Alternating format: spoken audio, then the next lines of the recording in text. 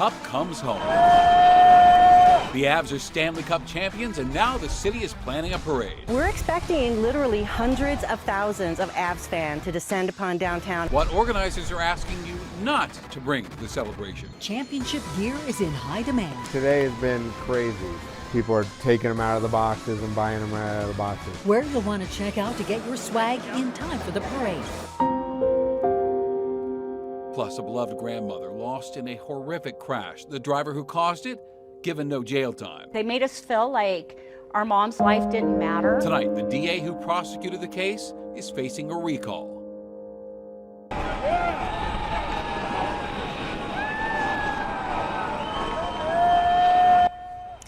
And that is the sight that Avs fans have been waiting 21 years to see. That's Gabe Landeskog lifting the Stanley Cup above his head as he and the rest of the team returns to Denver as champions. And celebrations in Denver lasted well into the evening last night. Now, while most of the crowd was well behaved, there was a couple of moments the police had to get involved.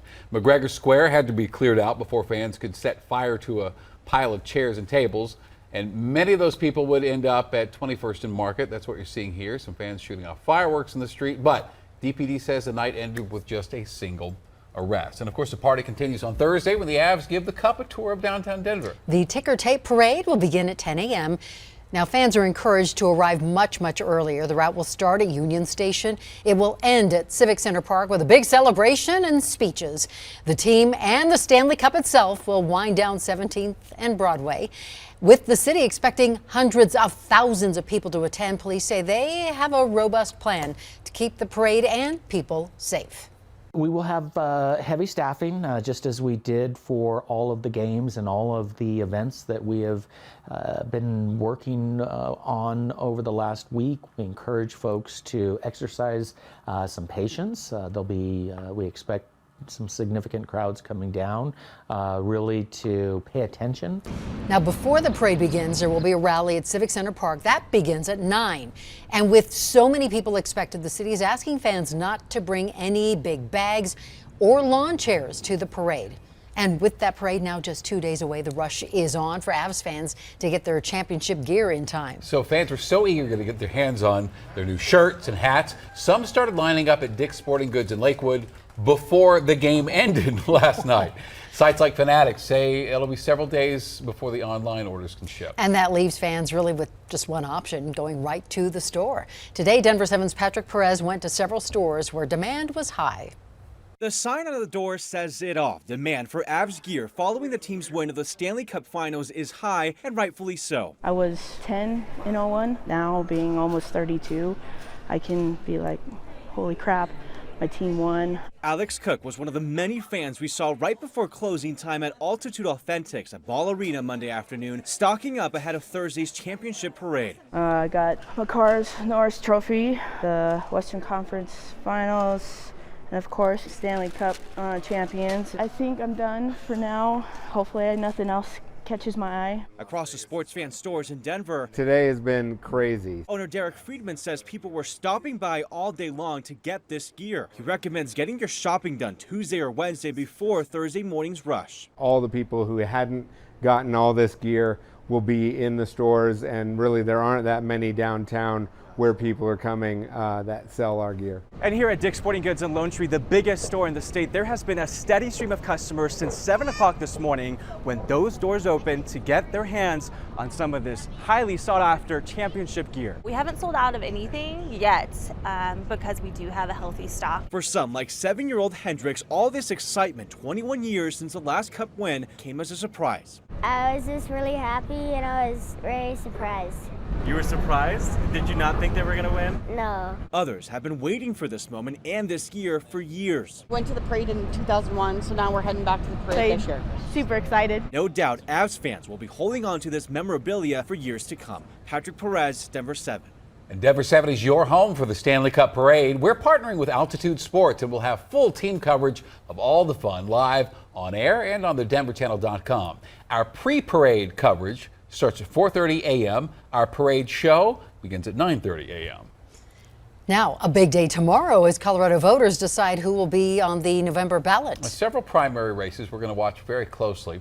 Let's take a look at a couple of them. The Republican U.S. Senate primary, Ron Hanks and Joe O'Dea seeking the nomination to take on the Democratic incumbent Michael Bennet. Bennet is unopposed. Democratic Governor Jared Polis also unopposed. Heidi Ganahl and Greg Lopez seeking the GOP nomination for governor. Another high-profile race is for Secretary of State. Pam Anderson, Mike O'Donnell and Tina Peters are seeking the Republican bid to take on Democratic incumbent Jenna Griswold. And this race has gotten a lot of attention because of Tina Peters. The Mesa County clerk is under investigation for allegedly tampering with election equipment. She's also been barred from overseeing elections in her county. Now, Colorado gained a seat in Congress after the 2020 census, so the new 8th congressional district is north of Denver. Tyler Alcorn, Barbara Kirkmeyer, Jan Coleman, and Lori Sain seeking the Republican nomination, and Yadira Carveo is the lone Democrat running. Now, polls tomorrow open at 7 a.m. They close at 7 p.m. We will have coverage throughout the day on air and streaming over on Denver 7 Plus.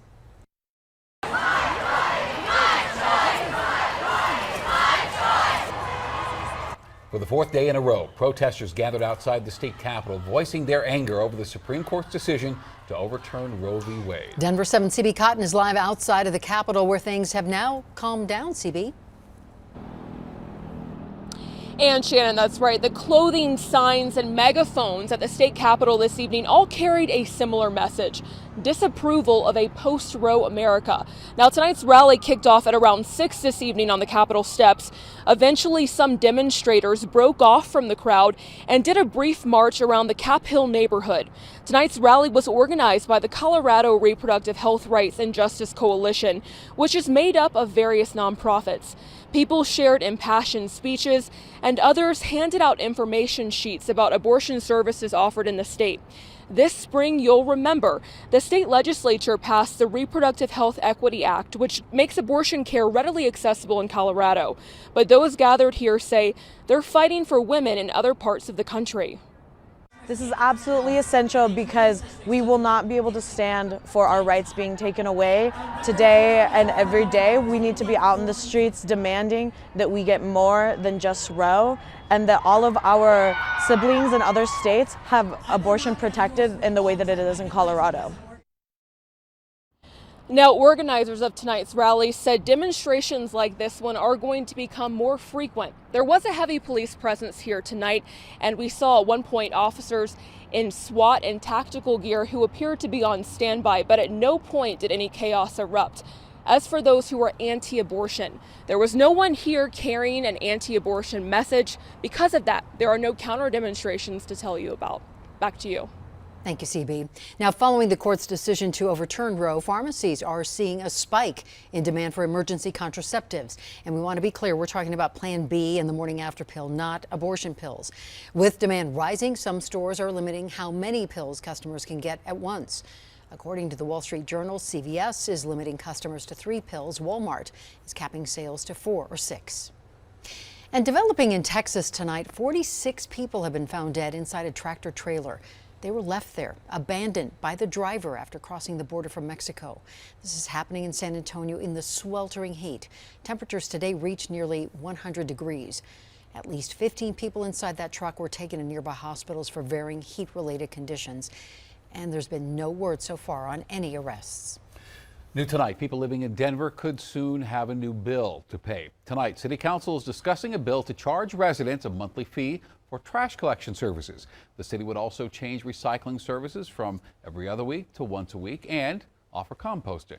So really, the price of the trash cart incentivizes maximizing your use of your recycling compost carts. So how much you pay depends on how much you throw away. Prices range from $9 for the smallest trash can to $21 for the largest. Serious crimes, questionable plea deals. We need, though, a district attorney who's going to file cases and tell the truth and not abuse the victims. Tonight, a Colorado district attorney facing recall following an unprecedented investigation. Got back to the 80s today with sunshine, but coming up, low to mid 90s. Plus, more sights and sounds as the Avs celebrate their 3rd Stanley Cup title in franchise history.